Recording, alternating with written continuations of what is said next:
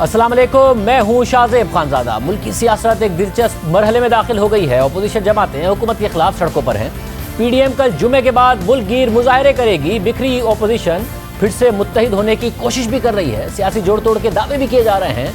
नून league और peoples party के दरमियान पंजाब में अदम एतमाद के लिए नंबर गेम पर बातें होने लगी हैं। सिर्फ यही नहीं, अपोजिशन ने हुकूमती इत्तेहादियों काफ लीग और MKM को भी हुकूमत के साथ इत्तेहाद पर नजरसानी का मशवरा दे दिया है। बलूचिस्तान में बाप पार्टी के वजीर आला की कुर्सी को बाप पार्टी के ही अराकीन ने खतरे में डाल दिया है। मगर सियासी गहमागहमी के दौरान हुकूमत अपने ही पैदा करदा एक अहम मसले में 2 हफ्ते से उलझी हुई है और बार बार के दावों के बावजूद अभी तक DGISI की तैनाती का ऐलान नहीं कर सकी है। कल हमारे प्रोग्राम में वजीर मुमलिकत बराए इत्तलात फारूक हबीब ने दावा किया कि बातचीत मुकम्मल हो चुकी है और DGISI की तैनाती का नोटिफिकेशन किसी भी वक्त जारी हो सकता है। नोटिफिकेशन का वो 1-2 दिन में हो जाना था, अगर पहले उसका बता दें उसमें होना है या नहीं होना है। उस हवाले से बातचीत जो है वो मुकम्मल हो चुकी है और किसी भी टाइम पर जो है उस हवाले से जो नोटिफिकेशन है वो जारी हो सकता है। नोटिफिकेशन जारी नहीं हुआ है। अपोजिशन हुकूमत पर दबाव बढ़ा रही है। महंगाई के खिलाफ मुल्क एहतजाज और मुजाहरे किए जा रहे हैं। PDM में शामिल जमातें अलग से और पीपल्स पार्टी अलग से सड़कों पर आई हुई है। मगर आम बात यह है कि हुकूमत को घर भेजने के लिए अपोजिशन की सफ़ों में इत्तेहाद और मुश्तरका हिकमत अमली की बातें शुरू हो गई हैं। खासतौर पर पंजाब में अदम एतमाद के हवाले से कल एक दिलचस्प सूरत हाल पैदा हो गई। नून लीग के रहनुमा राना सनाउल्लाह ने कहा कि अगर पीपल्स पार्टी 20, 22 या 15 वोट्स का भी बंदोबस्त कर दे तो हमारे वोट हाजिर हैं। इस पर हमारे प्रोग्राम में पीपल्स पार्टी के रहनुमा कमरुज़्ज़मा कायरा ने ऑफर कबूल करते हुए कहा कि राना सनाउल्लाह से इनफरादी तौर पर रब्ता करूंगा और कहूंगा कि अपनी क़यादत को हमारी क़यादत से रब्ता करवाएं। पार्टी की शादिया मरी का कहना है कि पंजाब में तरीके अदम एतमाद लाने के लिए अभी भी उनकी ऑफर जो है वो बाकी है। अगर नून लीग हिम्मत करती है तो हम उसका साथ देंगे। क्या कहेंगे? जी, जो कोई 20-22 वोट्स की कमी है, पीपल्स पार्टी उनका इंतज़ाम करके, बल्कि 22 में से 15 का इंतज़ाम करके हमें बताए, हमारे वोट जो है वो हाजिर है। राना सनाउल्लाह साहब ने ये कहा कि पीपल्स पार्टी को 15 वोटों का बंदोबस्त करे तो हम हाजिर हैं। मैं उनको पॉजिटिवली लेता हूँ, मैं उनके ऊपर कोई सरकास्टिक नहीं समझता उसको। मैं समझता हूँ कि मैं मीडिया के जरिए गुफ्तगू अब नहीं करनी चाहिए। मैं उनसे रब्ता करूंगा और उनसे कहूंगा कि उनकी क़यादत अगर मेरी क़यादत से बात करेगी तो बिल्कुल हम उसके लिए हाजिर हैं। हम अपनी कोशिश करेंगे। मुस्लिम लीग और हम मिलके ये वोट इससे कई गुना वोट ज्यादा ले सकते हैं, क्योंकि इस वक्त जो अवामी दबाव और अवाम के जो हालात हैं, लोगों को मुस्लिम लीग को ने अपने PTI के जो मेंबर्स हैं उनको भी हीट हमसे ज्यादा महसूस हो रही है। जहाँ पीपल्स पार्टी पंजाब में अदम एतमाद लाने की बात कर रही है, वहीं नून लीग के सीनियर रहनुमा एहसन इकबाल ने हुकूमती इत्तेहादियों MKM और काफ लीग को मशवरा दिया है कि वो हुकूमत के साथ अपने इत्तेहाद पर नजरसानी करें। हुकूमत से चिपके रहे तो गुनाह में बराबर के शरीक होंगे। मैं समझता हूँ कि अब सबसे बड़ा इम्तिहान हुकूमत की हलीफ जमातों का है। मैं MQM से सवाल करता हूँ कि MQM ख़ुद को मुतवस्सत तबके की जमात कहती है। क्या उसे कराची के मुतवस्सत और गरीब तबकों की बदहाली नज़र नहीं आ रही? क्या उसे कराची के नौजवानों की बेरोज़गारी नज़र नहीं आ रही? मैं काफ लीग से सवाल करता हूँ जो ख़ुद को मुस्लिम लीग का नाम इस्तेमाल करती है। क्या उसे पाकिस्तान की तबाही नज़र नहीं आ रही? क्या उसे इस मुल्क में अवाम की बदहाली नज़र नहीं आ रही? अगर ये जमातें हुकूमत के साथ चिपकी रहीं तो वो भी इस हुकूमत की कश्ती के साथ डूब जाएंगी और अवाम इनको भी हुकूमत के तमाम गुनाहों में बराबर का शरीक तसव्वुर करेंगे। इन इत्तेहादियों का फ़र्ज़ है कि अगर ये अवाम का दर्द रखती हैं तो ये हुकूमत के साथ अपने ताल्लुक़ पे नज़र सानी करें। इस पर बात करने के लिए हमने हुकूमत के दोनों इत्तेहादियों को दावत दी, मगर हम उन्हें प्रोग्राम में नहीं ला सके। मगर फ़िलहाल अपोजिशन के एहतजाज को हुकूमत ज़्यादा संजीदा ना लेने का तासुर दे रही है। आज फिर वज़ीर दाखिला शेख रशीद अहमद ने कहा कि रावलपिंडी में PDM का पहला एहतजाज बता रहा है कि इस बार भी सुकून.com है। किसी ने अगर कानून हाथ में लिया तो फिर कानून एक्शन में आएगा। ये जुमा खेल रहे हैं। कल इन्होंने पहला जो इhtजाजी मुजाहरा किया, मैं अब क्या कह सकता हूँ, उनके उम्मीदवार थे और लोग थे। जो लोग गुर्बत से बराह रास्त मुतासर हो रहे हैं वो उनके साथ नहीं थे। और इंशाअल्लाह ताला इमरान खान की क़यादत में इस महंगाई के जिन को बोतल में बंद करेंगे। और कल का जुलूस बता रहा था उनका कि सुकून.com है। PDM हो या TLP हो, अगर किसी ने कानून को हाथ में ना लिया और कानून के दायरे में इhtजाज किया, जैसे कल उन्होंने किया, पीछे गाड़ियां रुक जाती हैं, हम कोई एक्शन नहीं लेंगे। और अगर किसी ने कानून को हाथ में लिया फिर कानून अपने एक्शन में होगा और कानून उनको हाथ में लेगा। सब वाजे कर रहे हैं, हिकमत अमली आखिर है क्या राब्ता हो गया है पीपल्स पार्टी का और नून लीग का? नून लीग के सीनियर रहनुमा राना सनाउल्लाह साहब हमारे साथ मौजूद। राना साहब बहुत शुक्रिया। राना साहब आपने मीडिया पर ऑफर दी, कायरा साहब ने हमारे प्रोग्राम में कबूल की, मगर फिर कहा कि मीडिया पर नहीं, हम प्राइवेटली ये सारा का सारा मामला करेंगे, क़यादतों के दरमियान राब्ते होने चाहिए। कर लिया राब्ता आपसे उन्होंने? बहरहाल अभी तक तो राब्ता नहीं हुआ, लेकिन बिस्मिल्लाह वो राब्ता करें, हम उनके साथ बिल्कुल बैठने को तैयार हैं। और पंजाब असम्बली की जो इस वक्त की सूरत हाल है उसमें 3 ग्रुप जो कि बिल्कुल नाराज़ ग्रुप है और अगले इलेक्शन में PTI के टिकट पे इलेक्शन नहीं लड़ने जा रहा वो क्यों लीग, तो इनमें से अगर किसी के साथ भी पीपल्स पार्टी की बात हुई है, क्योंकि हमारी तो उनके साथ कोई ऐसी बात नहीं हुई कि जिसके ऊपर वो आमादा हो हमारे साथ वोट ऑफ नो कॉन्फिडेंस के लिए, लेकिन अगर पीपल्स पार्टी से हुई है और कोई ऐसी सूरत बनती है तो मैंने ये बात जो है वो वाज़े तौर पे कही थी कि ये तसर देना कि शायद PMLN जो है वो अदम एतमाद करने को तैयार नहीं है या करना चाहती नहीं है, ये गलत है। अगर अदम एतमाद की तहरीक जो है वो कामयाब होती हुई तो क्यों नहीं करेंगे? हमें नहीं मालूम कि पंजाब में अगर इनकी हुकूमत जो है वो डिस्टेबल होती है या गिरती है तो उसके बाद मरकज़ में तो फिर 3 या 5 दिन लगेंगे। मगर साहब इसका मतलब है कि मगर आप हक में होते तो खुद कोशिश भी करते, इसका मतलब है ना कि पीपल्स पार्टी का एतराज़ दुरुस्त है कि आप हक में नहीं है। जैसे पीपल्स पार्टी से भी आप मीडिया पर आकर कहते हैं जी कर लें इंतज़ाम, जहांगीर तरीन ग्रुप से भी आप खुद नहीं बात करने को तैयार, काफ लीग से भी आप खुद नहीं बात करने को तैयार, MKM से भी आप नहीं खुद बात करने को तैयार, और मीडिया पर ही आकर एहसन इकबाल साहब भी कहते हैं कि जी वो इत्तेहादी खुद फैसला कर लें। सियासी तौर पर आप किसी को अप्रोच करने को तैयार नहीं हैं तो सड़कों पर एहतजाज क्या सिर्फ नुमाइशी है आपका, और ये जो बात है आपकी कि आप हुकूमत को गिराना चाहते हैं? नहीं, ऐसे नहीं है। इन ग्रुप से इससे पहले भी जो है वो राब्ते हुए हैं और वो राब्ते जो हैं वो फिर हमेशा उन ग्रुप्स ने अपने फ़ायदे के लिए इस्तेमाल किए हैं, उसका हमें कोई उन्होंने मुस्बत जवाब नहीं दिया। और जहाँ तक 3 ग्रुप का तल्लक है, ये कहना कि 3 ग्रुप से हमारा राब्ता नहीं है, 3 ग्रुप के जो दोनों पार्लिमानी लीडर हैं, जो मरकज़ में उनका पार्लिमानी लीडर है वो तो वैसे मेरे शहर का है, और जो नवानी साहब यहाँ सूबाई असम्बली में उनके पार्लिमानी लीडर हैं, जब भी कभी ऐसा फ़ैसला हुआ तो वो सबसे पहले मुझे बताएंगे। तो इसलिए ऐसा नहीं है कि हम राब्ते में नहीं हैं, हम पूरी तरह राब्ते में हैं। लेकिन बहरहाल जब एक कदम उठाने का वक्त होता है तो यूँ ही ऐसा कोई मौका जो है वो सामने आया तो ये तसर बिल्कुल गलत है कि हम हुकूमत को अदम एतमाद के ज़रिए गिराने के लिए तैयार नहीं है।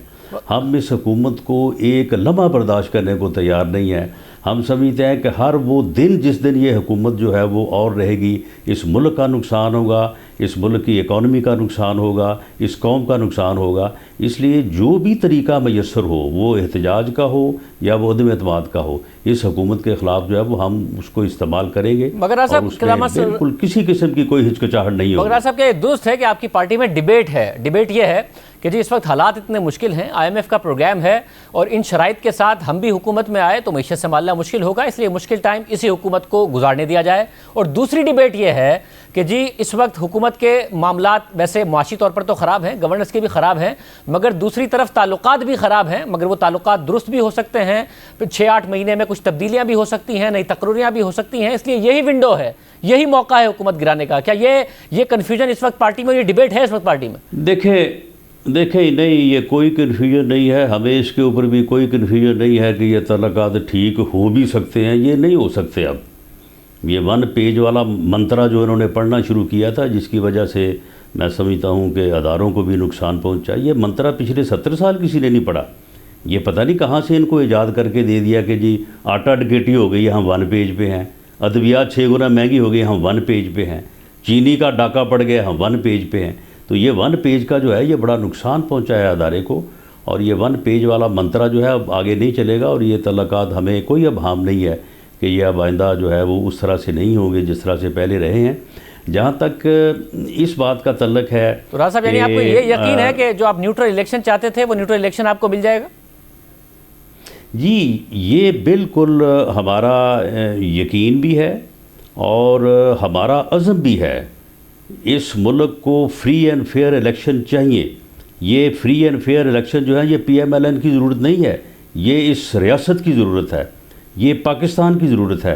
اور اگر کسی نے فری اینڈ فیئر الیکشن کے راستے میں کوئی رکاوٹ جو ہے وہ ڈالی یا کوئی پہلے جیسے حالات پیدا کیے تو یہ ملک کو irreparable جو ہے وہ نقصان ہوگا. اور ہمیں اس میں کوئی اب ہارم نہیں ہے, نہ کوئی ڈیبیٹ ہے کہ جی یہ حکومت رہے اور یہ حالات خراب ہیں, یہ کیسے ٹھیک ہوں گے. ہمارا اس بارے میں بالکل دو ٹوک موقف ہے کہ اس صورتحال کا ایک ہی حل ہے اور وہ فری اینڈ فیئر الیکشن ہے.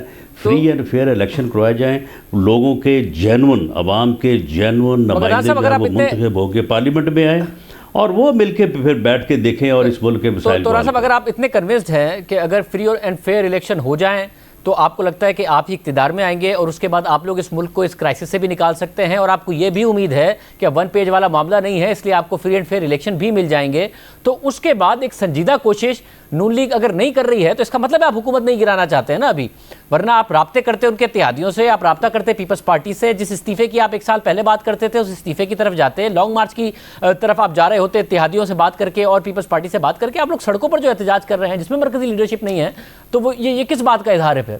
نہیں دیکھیں شاہ زیب, اگر میں یہاں بیٹھ کے آپ کے پروگرام میں کہوں کہ ہم فلاں اتحادی سے رابطہ کر رہے ہیں, فلاں اتحادی نے ہمارے ساتھ یہ بات کی ہے, تو ان رابطوں کے پھر پلے رہے گا کیا؟ ہم ہر وہ کوشش کر رہے ہیں, میں نے جس طرح سے کہا ہے کہ ہم اس حکومت کا ایک دن بھی جو ہے وہ اس ملک اور قوم کے لیے نقصان دہ سمجھتے ہیں, اس لیے ہر وہ طریقہ جس سے یہ اس حکومت سے اس ملک کو, اس قوم کو نجات ملے اور اس ملک کو فری اینڈ فیئر الیکشن ملے, وہ ہم آزما بھی رہے ہیں, اس کے لیے کوشش بھی کر رہے ہیں. لیکن بعض چیزیں ایسی ہوتی ہیں کہ ان کو وقت سے پہلے اگر آن ایئر کر دیا جائے تو پھر وہ آگے چل نہیں سکتی. مگر راز صاحب یہ طے نہیں ہے کہ آپ لوگ پھر نکلیں گے, پھر موسم ذرا سرد ہوگا, پھر سیاسی ٹیمپریچر تو بڑھ جائے گا اور مگر پھر آپ لوگ گھر چلے جائیں گے, اس کے علاوہ کوئی ہے نہیں آپ لوگوں کے پاس اسٹریٹجی, اور نہ ہی آپ حکومت کو گرا سکتے اور نہ ہی اچھا ہوگا کہ حکومت اپنا ٹائم پورا نہ کرے. نہیں دیکھیں شاہ زیب, بات یہ ہے کہ ایک سیاسی جدوجہد جو ہے عوام کو اپنے موقف سے آگاہ کرنے کا جو معاملہ ہے وہ ہم اس سے پہلے بھی کرتے رہے ہیں, اور اگر اس میں کوئی کمی بیشی رہی ہے تو ہم اس کمی بیشی کو دور کر کے اب نئے سرے سے جو ہے وہ کل سے ہم اس کا آغاز کر رہے ہیں, اور پی ڈی ایم کی ساری جماعتیں جو ہیں وہ ہمارے ساتھ ہیں. ہم اپنی اس سیاسی جدوجہد کو پورے خلوص نیت سے اور پوری کمٹمنٹ سے جو ہے وہ آگے بڑھائیں گے. باقی اب دیکھیں, جہاں تک اس بات کا تعلق ہے کہ حالات اس نہج پہ کب جاتے ہیں کہ جب یہ حکومت جو ہے اسے گھٹنے ٹیکنے پڑتے ہیں یا اسے جو ہے وہ بھاگنے پہ مجبور کرتے ہیں, اب یہ تو کوئی نہیں کہہ سکتا. آج دیکھیں نا, آج ملک میں جو حالات ہیں آپ تو میڈیا کے اوپر اس کی خبر بھی نہیں دے سکتے. آپ کو پتہ ہے کہ آج لاہور آدھا بند ہے, اور آپ کو پتہ ہے کہ کل ایک جو ہے وہ لانگ مارچ شروع ہونے والا ہے جس کی خبریں بھی میڈیا نہیں دے سکتا. تو یہ اس سے آپ کچھ نہیں کہہ سکتے کہ اگلے ایک ہفتے بعد یا 10 دن بعد جو ہے وہ کیا حالات ہوں گے. مگر راز صاحب اس وقت انہی وجوہات کی وجہ سے جو اگر اس حکومت کو سامنا کرنا پڑتا ہے, جن وجوہات کا آپ کو سامنا کرنا پڑا, تو اور اس طریقے سے اگر حکومت کمزور ہوتی ہے تو کیا اچھا ہوگا جن چیزوں کا آپ ذکر کر رہے ہیں جو میڈیا پر چل نہیں رہی؟ نہیں تو آپ مجھے بتائیں کہ ان کے ساتھ معاہدہ ہم نے کیا تھا, انہوں نے ہمارے ساتھ مشورہ کیا تھا, اپوزیشن کو اعتماد میں لیا تھا, پارلیمنٹ میں یہ معاملہ ڈیبیٹ کیا تھا کہ جی ہم یہ معاہدہ کرنے جا رہے ہیں. جب ان کے ساتھ انہوں نے بیٹھ کے معاہدہ کیا ہے اور پارلیمنٹ کا اجلاس جو ہے وہ یعنی 3 گھنٹے کے نوٹس کے اوپر جو ہے وہ ارجنٹ کیا ہوا اجلاس جو ہے وہ بلا کے اور وہ قرارداد جو ہے وہ پیش کی ہے, تو معاہدے کی جو باقی شکیں ہیں وہ کریں پوری, کیوں نہیں کرتے؟ اور اگر وہ شکیں پورے نہیں کرنے والی ہیں تو وہ اتنا غلط معاہدہ کیا کیوں تھا؟ اس کی ذمہ داری اب اپوزیشن پہ تو نہیں آ سکتی یا ہمارے اوپر تو نہیں آ سکتی, اس کے یہ ذمہ دار ہیں. بہت شکریہ ثناء اللہ صاحب ہمارے ساتھ موجود تھے. بتاتے چلے کہ حکومتی وزراء کو, متعدد حکومتی وزراء کو اور حکومتی اراکین کو ہم نے پروگرام میں آنے کی دعوت دی ان تمام ایشوز پر بات کرنے کے لیے, مگر کوئی نہیں آیا. اس وقت ہمارے ساتھ موجود ہیں سینئر صحافی اور تجزیہ کار سلیم صافی صاحب, ہمارے ساتھ سینئر صحافی تجزیہ کار اور بہادر صحافی عصمت شیرازی صاحبہ موجود ہیں. آپ دونوں کا بہت شکریہ. صافی صاحب, سب سے پہلے معاملات طے ہوئے نہیں ہوئے ہیں, اس نوٹیفیکیشن جس کا انتظار ہے وہ آ کے نہیں دے رہا ہے. وزراء کہہ رہے تھے اس ہفتے ہو جائے گا, ابھی بھی نہیں ہوا ہے. ہو جائے گا, اور ویسے ہی ہو جائے گا جیسے اس کو ہونا تھا انشاءاللہ اسی طرح ہی ہوگا. بس کچھ لاڈلے کی نکی نکی خواہشیں تھی وہ پوری ہو گئی, صاحب ہو جائے گا. مجھے ساتھ میں بتائے گا کہ اب اپوزیشن سڑکوں پر ہے, لاسٹ ایئر بھی ہم نے دیکھا آپ کی تو ظاہر ہے جہانگیر ترین صاحب سے بھی ریسنٹلی ملاقات ہوئی ہے, یہ تو اتحادیوں کو بھی کہہ رہے ہیں کہ اتحادی حکومت چھوڑیں, اس حکومت کے ساتھ چمٹے نہ رہے ہیں. کوئی اسٹریٹجی آپ کو نظر آتی ہے جو اس حکومت کے لیے خطرہ ہو, کیونکہ حکومت بڑے سکون میں ہے؟ اپوزیشن ہے کدھر؟ میں نے تو پچھلے 3 سالوں میں اس ملک میں اپوزیشن دیکھی نہیں ہے, اور یہ جو پیپلز پارٹی ہے اس کی کون سی ادا اپوزیشن کی ہے؟ مسلم لیگ تو وقتاً فوقتاً کبھی حکومت وہ نرم بن جاتی ہے, ہیموپیتھک اپوزیشن, کبھی دوسری طرح کی اپوزیشن بن جاتی ہے. تو ایک تو بدقسمتی یہ ہے کہ اس مرتبہ جس کو حکومت دلوائی گئی ہے ان کو حکومت کرنا نہیں آتا, اور جن کو اپوزیشن دلوائی گئی ہے یا اپوزیشن میں دقیت دے ان کو اپوزیشن کرنی نہیں آتی. لیکن میں سمجھتا ہوں کہ اب اگر وہ بھی اس جوڑ توڑ اور ڈرٹی گیم میں ملوث ہوتے ہیں اور عدم اعتماد لانا اور یہ کرنا وہ کرنا, تو وہ ان کا اپنے ساتھ بھی ظلم ہوگا اور اس ملک کے ساتھ بھی ظلم ہوگا. اسما, آپ سمجھتے ہیں کہ اس دفعہ بھی کوئی اسٹریٹجی نہیں ہے؟ میڈیا پہ بیانات, پیپلز پارٹی کہہ رہی ہے ہاں جی ساتھ چلنا چاہیے, نون لیگ بھی کہہ رہی ہے ساتھ چلنا چاہیے, نون لیگ اتحادیوں سے کہہ رہی ہے کہ آپ کو حکومت چھوڑ دینی چاہیے, بجائے اس کے کوئی پولیٹیکل اسٹریٹجی ہو, رابطے ہوں. یہ میڈیا پر بیانات ہو رہے ہیں, پروٹیسٹ ہو رہے ہیں, آپ کو لگ رہا ہے کوئی اسٹریٹجی ہے, کوئی سنجیدہ ہے حکومت کو گرانے کے لیے اپوزیشن؟ بالکل شاہزیب, میرا خیال ہے کہ اسٹریٹجی بنائی جائے گی, مگر ابھی جو دونوں جماعتیں ہیں وہ بالکل ریلیکس ہو کے پیچھے سر لگا کے اپنا وہ سچویشن کو دیکھ رہے ہیں کہ سچویشن جو ہے وہ کس طرف لے کے جاتی ہے. اور دوسرا بد اعتمادی بہت ہے جو اداروں کے ساتھ بھی جو ہے, اور جو انوائرمنٹ پچھلے کچھ سالوں میں 3 سالوں میں رہا ہے. اپوزیشن یہ چاہتی ہے کہ ان کے پاس یہ یقین دہانی ہو کہ کم از کم کل کو اگر وہ تحریک عدم اعتماد لے کے آتے ہیں یا وہ لانگ مارچ لے کے آتے ہیں تو اس کے بعد ان کے ساتھ کیا سلوک ہوگا, کیونکہ اگر وہ ناکام ہوتے ہیں تو ظاہری طور پہ ان کی جو ایک پبلک فوٹنگ ہے وہ اور زیادہ کمزور ہو جائے گی. تو اسٹریٹجی بالکل موجود ہے. جو ہماری اطلاعات ہیں پی ایم ایل این اور پاکستان پیپلز پارٹی دونوں یہ چاہتے ہیں, اور ان کے پاس سلیوشن ہے کہ ان ہاؤس چینج کے لیے آگے بڑھا جا سکتا ہے, جس کا ایک اشارہ کل رانا ثناء اللہ صاحب نے دیا, اس کا آج قاہرہ صاحب نے اس کا کل جواب بھی آپ کے پروگرام میں دیا. تو اس کا مطلب یہ ہے کہ کچھ نہ کچھ موجود ہے. صرف وہ بد اعتمادی جو کہ پچھلے 3 سالوں میں پیدا ہوئی ہے اپوزیشن کے حوالے سے, اس بد اعتمادی کو جو ہے وہ ختم کرنا ہے. وہ غیر جانبداری شو کرنے کے لیے اسٹیبلشمنٹ کو, اداروں کو, ان کو ظاہر ہے کہ کچھ نہ کچھ دکھانا ہوگا, کچھ وقت کا انتظار کرنا پڑے گا. اور اپوزیشن جو ہے اس اسٹریٹجی جو کہ ان ہاؤس چینج کی بھی ہو سکتی ہے, وہ پروٹیسٹ کی صورت میں بھی ہو سکتی ہے. اور پروٹیسٹ میں آنا بھی فوری طور پہ اس لیے ضروری تھا کیونکہ عوام شاید سیاسی جماعتوں کا انتظار نہ کرتے جو صورتحال ہے, اس چیز کو بھانپ کے جو ہے وہ پولیٹیکل پارٹیز نے اپنا جو احتجاجی پلان ہے وہ شیئر کیا ہے, اور کمپیلڈ ہے. جیسے اب پاکستان پیپلز پارٹی کمپیلڈ ہے کہ وہ سڑکوں کے اوپر آئے, وہ ڈسٹرکٹ لیول کے اوپر سندھ کے اندر احتجاج کر رہے ہیں جو ہماری اطلاعات ہیں, لیکن ان کو مین سٹریم جو پورے ملک کے اندر جو ہے وہ اس کے احتجاج کے اندر آنا ہے. لیکن یہ دونوں جماعتیں پوری طرح سے باخبر ہیں, رابطوں میں بھی ہیں, اور وہ صورتحال کا جائزہ بھی لے رہے ہیں. کسی صورت بھی وہ یہ نہیں دیکھنا چاہتے یا یہ پیغام نہیں دینا چاہتے کہ آپ بس اب ہمارے حوالے کر دیں اور ہم کر دیں. وہ دیکھ رہے ہیں کہ جہاں پہ ان سے کہا جائے گا کہ ہاں اب آپ آگے بڑھیں تو شاید وہ اس وقت آگے بڑھیں گے. اور صافی صاحب, مولانا صاحب اور جہانگیر ترین صاحب سے ظاہر آپ کی ملاقات بھی ہوئی ہے, خاموش ہیں, مگر ایک آدھ تقریر میں انہوں نے بتایا کہ ان کا کردار کیا تھا اور وہ کر کیا سکتے ہیں. ان کے جو حامی تھے وہ بھی پچھلے گزشتہ دنوں بتاتے رہے.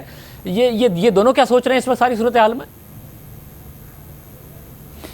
دیکھیں, مولانا صاحب تو ظاہر ہے کہ شروع دن سے ایک ایگریسو اپوزیشن کرنا چاہ رہے تھے, لیکن پہلے پیپلز پارٹی اور نون لیگ دونوں نے ان کا ساتھ نہیں دیا, اور اس کے بعد جب پیپلز پارٹی نے پھر انیشیٹو لیا پی ڈی ایم کا, تو اس کے بعد مولانا صاحب پھر ایک مرتبہ متحرک ہو گئے. لیکن پھر اپنے لیے ڈیل کر کے پیپلز پارٹی نے جس طرح پی ڈی ایم کے پیٹ میں چرا گھونپ دیا, تو اس کے بعد مولانا صاحب کی تو پیپلز پارٹی سے بدگمانی بہت زیادہ ہے. اور دوسری طرف جو ہے خود پیپلز پارٹی نے بھی اب جو رویہ اپنایا ہوا ہے, تو میرے خیال میں ان کا یہ گیپ اتنا جلدی فل نہیں ہو سکے گا. دوسرا بڑا المیہ جو ہے وہ خود مسلم لیگ نون کے اندر 2 کشتیوں پہ سواری یا 2 بیانیوں کا ہے.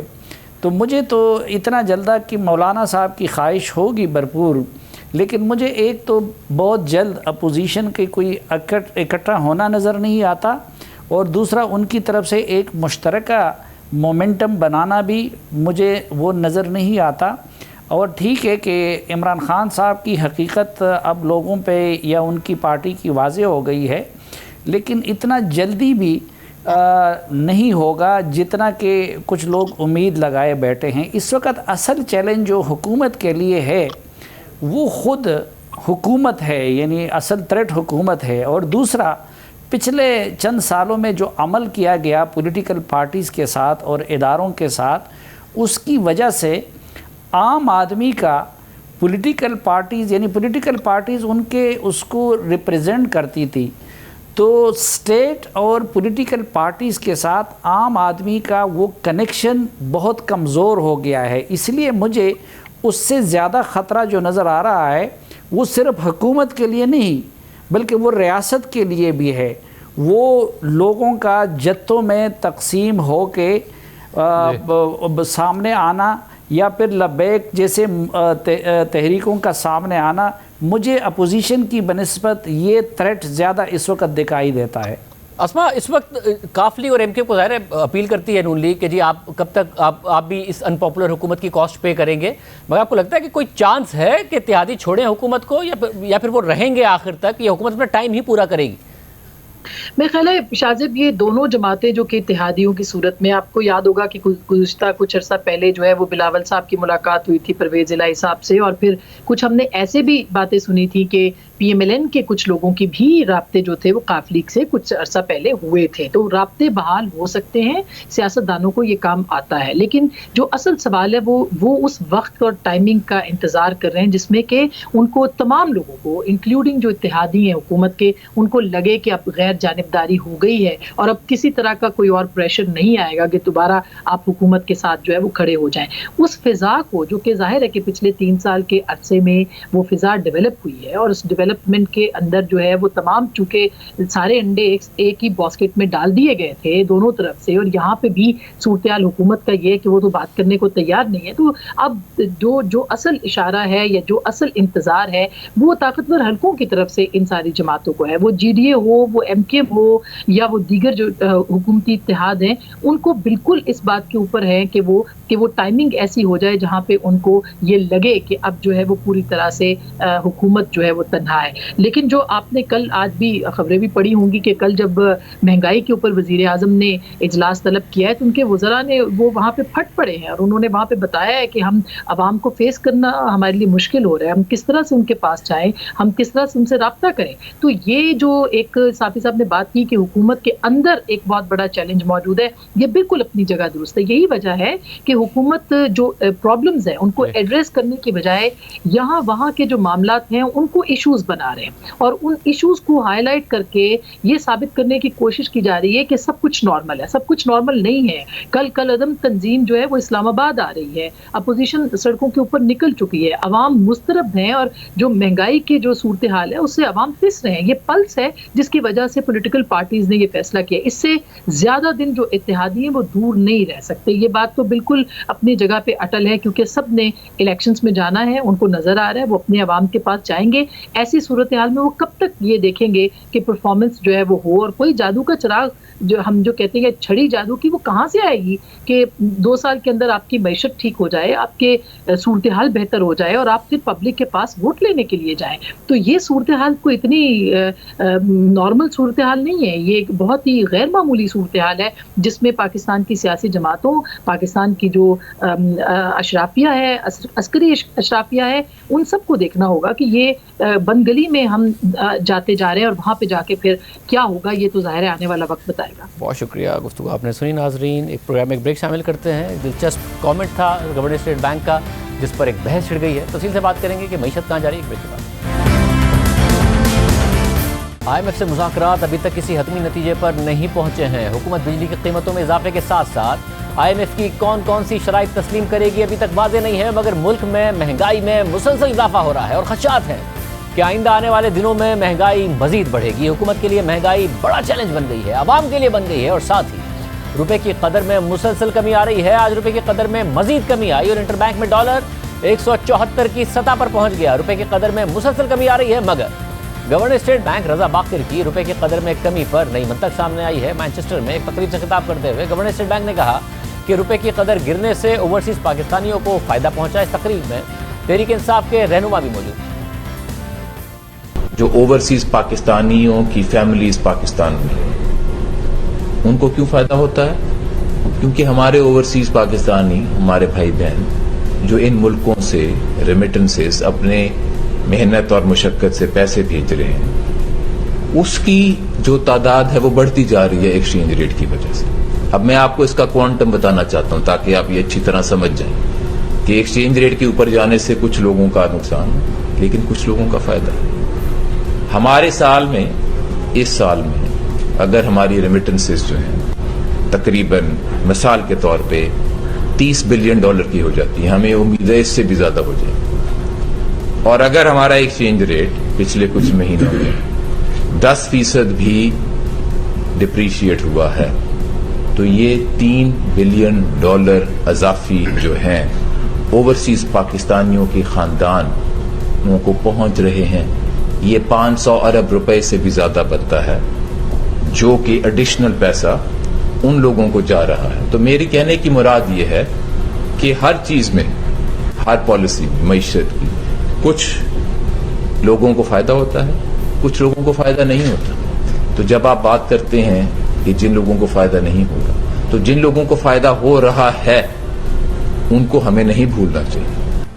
گورنر اسٹیٹ بینک کے بیان پر بزنس کمیونٹی کا سخت رد عمل سامنے آ رہا ہے. Karachi chamber of commerce and industry کے صدر محمد ادریس کا کہنا ہے کہ گورنر اسٹیٹ بینک کا بیان قابل تشویش ہے. غلط پالیسی کو صحیح ثابت کرنے سے گریز کیا جائے، چند لوگوں کو فائدہ پہنچانے کے بجائے ملک کے وسیع تر مفاد میں اقدامات اٹھائے جائیں. کراچی چیمبر نے مزید کہا کہ ڈالر کی بڑھتی قیمت کا معمولی فائدہ اور بے پناہ نقصانات ہیں. ہم زیادہ تر اشیاء بالخصوص اشیاء خوردونوش اور اجناس درآمد کرتے ہیں. برآمدات کا خام مال بھی درآمد کیا جاتا ہے. فائدہ تو کوئی خاص نہیں، نقصان بے پناہ ہے. کراچی چیمبر نے مزید کہا کہ مہنگائی اگر اسی طرح بڑھتی رہی تو ہم برآمدات بھی نہیں کر پائیں گے. مزید کہا گیا کہ ہم وینٹیلیٹر پر ہیں. ملک کی سیاسی، اقتصادی اور معاشی حالت بہت خراب ہے. آنے والے دنوں میں گیس بحران کی وجہ سے بھی برآمدات متاثر ہوں گی. اگلے آنے والے دنوں میں شدید بحران اور مہنگائی کا طوفان دیکھ رہے ہیں. گورنر اسٹیٹ بینک روپے کی قدر گرنے کے فائدے بتا رہے ہیں، مگر گزشتہ دنوں ہی وزیر اعظم عمران خان نے کہا تھا کہ جو روپے کی قدر میں گراوٹ ہے یہ عارضی ہے. مگر اس بیان کے بعد روپے کی قدر مزید 3 روپے گر چکی ہے. یہ جو روپے پہ پریشر پڑا ہوا ہے اور یہ عارضی ہے، انشاءاللہ یہ ہمارے پاس یہ تھوڑا سا جو ویو آئے جائے گا تو پھر کنٹرول ہو جائے گا. وزیر اعظم نے بیان دیا تھا، اس کے بعد روپے کی قدر مزید گر گئی ہے. گورنر اسٹیٹ بینک ڈالر کی قدر میں اضافے کے فوائد بتا رہے ہیں، مگر سنیے ماضی میں عمران خان روپے کی قدر میں کمی اور ڈالر کی قدر میں اضافے پر کیا کہتے رہے. جب 1 روپیہ ڈالر کے سامنے گرتا ہے، آپ کو پتہ ہے آپ کے اوپر کتنا قرضہ چڑھتا ہے؟ 100 ارب روپیہ پاکستانیوں پہ قرضہ چڑھتا ہے. جب ڈالر کے سامنے روپیہ 1 روپیہ گرتا ہے، ابھی 5 روپے گرے ہیں تو سوچے ہیں کہ اب سب پہ 500 ارب روپے کا قرضہ چڑھ چکا ہے. اور یہ کس نے چڑھایا؟ کس کی وجہ؟ منشی اسحاق ڈار اور نواز شریف. مہنگائی بڑھتی جا رہی ہے. روپیہ آج 128 روپیہ ڈالر پہنچ گیا ہے. جتنا جتنا روپیہ گرتا جائے گا اتنی مہنگائی بڑھتی جائے گی. بجلی، تیل، پٹرول، ڈیزل مہنگا. روپیہ 10 سال پہلے 60 روپے ڈالر تھا، آج 125 روپے ڈالر ہے. یعنی کہ 10 سال میں جو عوام کی دولت آدھی ہو گئی ہے. آپ کے جو بھی روپے میں پیسے پڑے تھے ان کی قیمت آدھی ہو گئی ہے. جب یہ دونوں آئے تھے زرداری اور نواز شریف، $1 60 روپے کا تھا، آج $1 125 روپے کا ہوا ہے. اس سے کیا ہوتا ہے؟ آپ کے پیسے 10 سال پہلے بینک میں پڑے ہیں 100 روپے، وہ 100 روپے سے رہ گیا 50 روپے. لیکن اگر میرا پیسہ لندن کے محلوں میں انویسٹ ہوا ہے، میرے بینک اکاؤنٹ باہر ہیں زرداریوں کے، سارے شریف خاندان کے، شہباز شریف کے، تو میرا اگر 100 روپیہ باہر پڑا ہوا تھا تو وہ آج 200 روپیہ ہو گیا ہے. روپیہ گرتا ہے، اب سارے غریب ہو جاتے ہیں. مارکیٹ میں روپیہ 130 روپے پہ ڈالر پہ پہنچ گیا. 20 روپے گرنے میں اب سب پہ اس قوم کے اوپر 1000 ارب روپے کے مزید قرضے چڑھ گئے. روپیہ 60 روپے سے 103 روپے ڈالر پہ پہنچا ہے. تو جو یہ کام کر رہے ہیں، کس بیرونی سازش کی ضرورت ہے؟ یہی کافی ہے اس ملک کو تباہ کرنے کے لیے. کوئی بیرونی ایجنڈے کی ضرورت نہیں ہے جو یہ ملک کو تباہ کر رہے ہیں. $1 125 روپے کا پہنچ گیا. यानी कि इसका मतलब कि अगर आपके बैंक के अंदर 2013 में 125 रुपया पड़ा था, आज सिर्फ 100 रुपया रह गया है। कौम गरीब हो गई है। ये पहली दफा नहीं है। गवर्नर स्टेट बैंक से पहले खैबर पख्तूनख्वा के वजीर शौकत रज़ई भी डॉलर के कदर में इजाफे के फायदे बता चुके हैं। फिर बाद में शौकत रज़ई ने हमारे प्रोग्राम में भी ये बात दोहराई और उस बात का दिफा भी किया। ये जो बाहर से लोग बैठ कर के जी बहुत बड़ी कीमत बढ़ गई है, 3 अरब बढ़ गए हैं, और मेरे इस बात पे आपके चैनल ने भी और कुछ 1-2 चैनल और ने भी कहा। मैं जो हमारे चैनल ने भी कहा, तो जो जियो ने चलाया वो तो मुझे समझ में आया, जो आपने कहा मुझे भी नहीं समझ में आया कि करेंसी गिरने से आपने लोन लिया एशियन डेवलपमेंट बैंक से, आपका फायदा हो गया प्रोजेक्ट में। कैसे फायदा हो गया रुपया गिरने से डॉलर के अगेंस्ट? देखिए मैं ये बिल्कुल कुछ लोगों ने इसको मजाक बनाया, लेकिन मैं आपको सच संजीदा बात कर रहा हूँ, क्योंकि हमें डॉलरों में पेमेंट होनी है और हमारे डॉलर के साथ वो है, हमारे रुपयों के साथ नहीं है। जब डॉलर 100 रुपए के, तो हमारा वही एग्रीमेंट है कि इतने डॉलर हमें मिल रहे हैं। जब आपको डॉलर मिल रहे हैं उसी तरह, तो आप जो रुपए में कन्वर्ट करते हैं, तो आपका पहले 100 रुपए डॉलर था ना, अब आप जाके 150 पे पहुंचे, तो क्या फायदा नहीं हो रहा है? अच्छा, और जब ये क्योंकि कर्ज है, जब ये डॉलर आप वापस करेंगे तकरीबन 500 मिलियन डॉलर, तो आप इसको रुपए से वापस डॉलर में कन्वर्ट करेंगे, जो कि 155 रुपए पर ही होगा, तो फायदा कैसे होगा? डॉलर में वापस नहीं करना है, आपने रुपए में वापस करना है एशियन डेवलपमेंट बैंक को। देखिए वापस तो अब ये बात की बात है ना, वापस तो हो सकता है जब ये वापसी का टाइम है उस वक्त डॉलर 75 रुपए का हो, ये भी तो हो सकता है ना। जरूरी तो नहीं है कि सारी जिंदगी जो है ना 150 पे रहेगा। तो फिर उस हिसाब से आपने जो शुरू के कुछ डॉलर्स लिए इनसे, मिलियंस ऑफ डॉलर्स, वो तो 100 रुपए पर लिए। 2017 में ये मंसूबा शुरू किया था और अब 155 रुपए का है, तो आपको तो वापस तकरीबन 500 मिलियन डॉलर के हिसाब से 85 अरब रुपए वापस करने, तो आपका नुकसान ही हुआ, फायदा कैसे हुआ? देखिए इंशाल्लाह, देखिए अभी तो देखें शाहज़ाद साहब, अभी तो BRT बन रही है ना, मैं बनने की बात कर रहा हूँ। देखिए जब वापसी की बात होगी उस वक्त की बात देखा जाएगा ना, कि उस वक्त डॉलर की कीमत क्या होगी, क्या। अब ये तो कोई नहीं कह सकता है ना। डॉलर 75 का तो नहीं हुआ, 175 के करीब जरूर पहुंच गया है, और सिर्फ डॉलर की कदर बढ़ने, रुपए की कदर गिरने के ही आजकल वज़रा फवाइद नहीं बता रहे हैं, महंगाई के फायदे भी बताते नजर आ रहे हैं।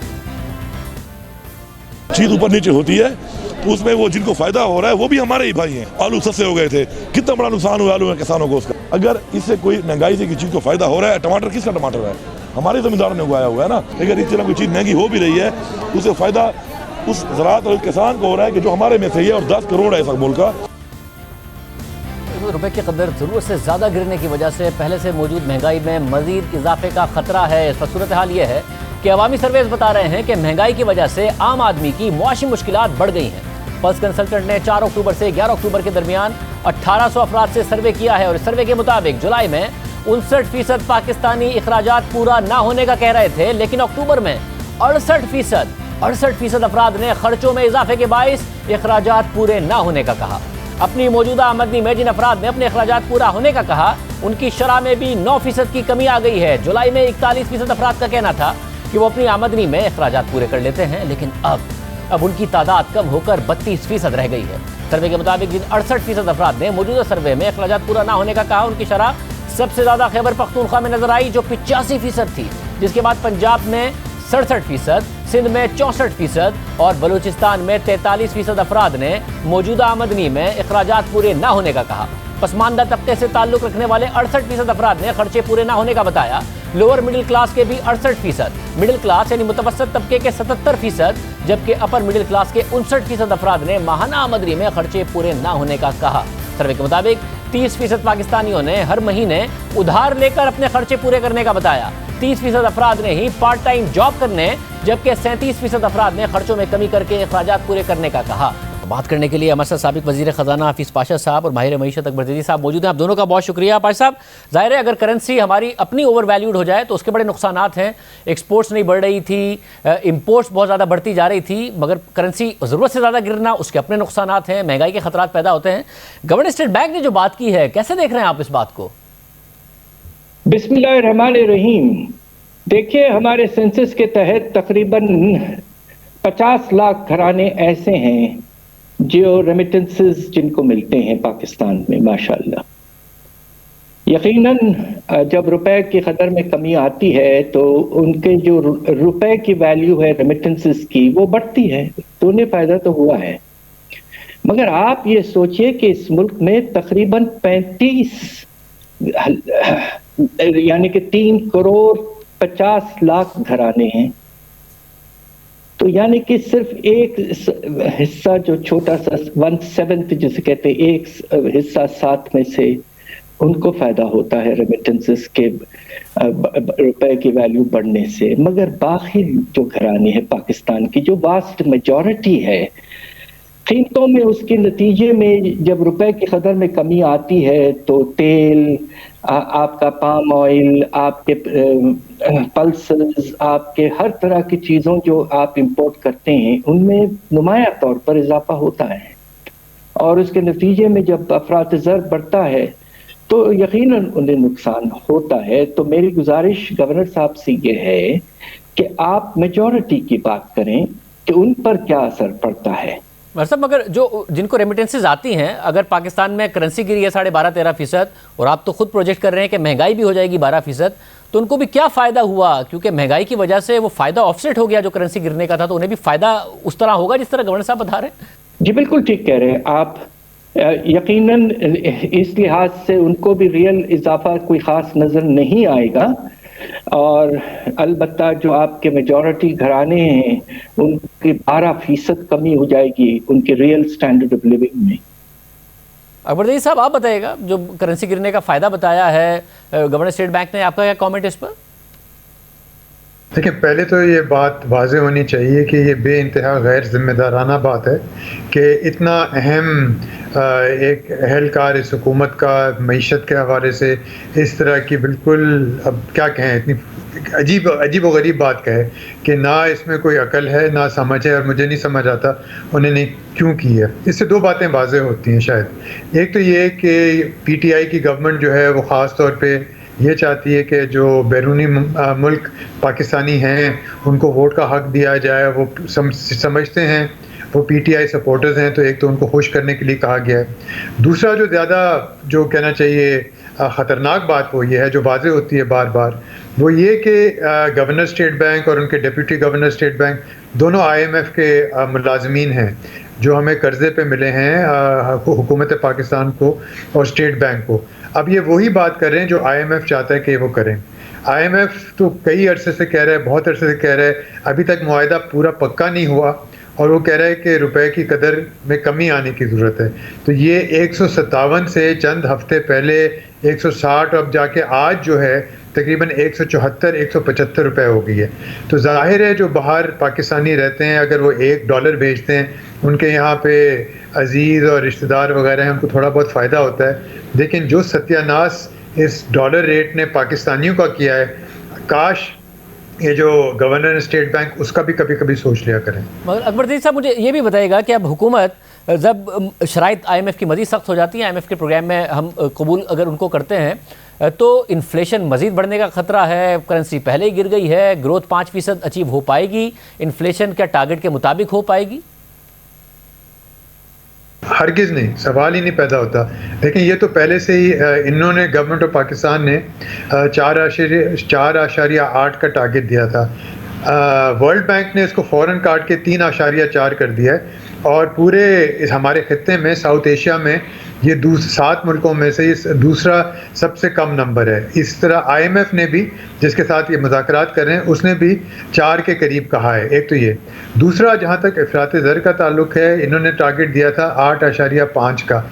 आप देखें आलमी मंडी में तेल की कीमत बढ़ती जा रही है, चले वो अपनी जगह बढ़ रही है, और हम जैसे रुपए की कदर में कमी कर रहे हैं, तो तेल हमारा बहुत बड़ा वो इम्पोर्ट है, और उससे इसका पास ऑन बहुत ज़्यादा हो रहा है।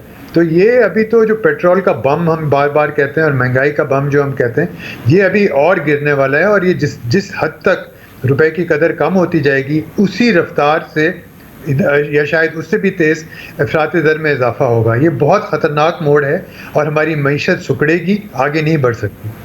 फायद साहब, आप तो ज़ाहिर कह चुके हैं कि महंगाई 12% से ऊपर नज़र आती है, आपकी जो प्रोजेक्शंस अब हैं, मगर उसमें एक और मसला ये है कि हुकूमत कहती है कि जो बैनुल-अक़वामी महंगाई है उसके असरात पाकिस्तान में नज़र आ रहे हैं। बैनुल-अक़वामी महंगाई है, इसमें कोई शक नहीं है, तेल की कीमतें, दीगर अशिया की कीमतें बढ़ी हैं, मगर फिर भी पाकिस्तान की महंगाई ज़्यादा है, भारत और बांग्लादेश से भी बहुत ज़्यादा है, और पिछले 2 साल से ज़्यादा है। इसकी क्या वजह है? क्या वाकई सिर्फ बैनुल-अक़वामी फैक्टर्स हैं, या हमारे डोमेस्टिक मसाइल भी हैं जिसकी वजह से पाकिस्तान में महंगाई ज़्यादा है? یہ آپ نے بہت مناسب بات کی ہے. دیکھیے ہندوستان میں جو افراط زر اگلے سال کے لیے پروجیکٹ کیا گیا ہے، یعنی کہ 21-22 جو اس وقت چل رہا ہے رواں سال، وہ تقریباً 5% ہے. اور بنگلہ دیش میں جو پروجیکشن کی گئی ہے وہ تقریباً 5-5.5% کے رینج میں ہے.